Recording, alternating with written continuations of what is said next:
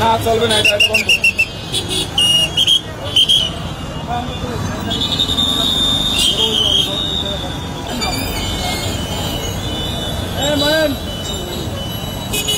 কুষ্টিয়া সদর থানায় কার্যক্রম আমরা পরিচালনা করতে পারিনি।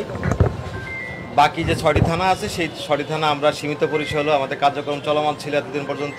এবং আপনারা জানেন যে আজকে সারা দেশে পুরোদমে পুলিশি কার্যক্রম শুরু হচ্ছে। সেই প্রেক্ষাপটে আমরা আজকে আমাদের কুষ্টিয়া সদর থানার অস্থায়ী কার্যালয় এই সদর ফাঁড়ি এখানে উদ্বোধন করলাম এবং আপনাদের স্বতঃস্ফূর্ত সহযোগিতা এবং আপনাদের চাহিদার পরিপ্রেক্ষিতে আজকে আমরা এই উদ্বোধন করলাম এবং আপনারা সাথে আছেন আমাদের, আপনারা আমাদের পাশে থাকবেন। কারণ বিগত দিনে আপনাদের কাছ থেকেই শুনেছি যে পুলিশের যে প্রয়োজনীয়তা রয়েছে, পুলিশের যে অভাববোধটা তৈরি হয়েছে জনগণের মাঝখানে, এবং সেই অভাববোধ থেকে জনগণ পুলিশকে সবসময় সহযোগিতা করবে এই প্রত্যাশা করি।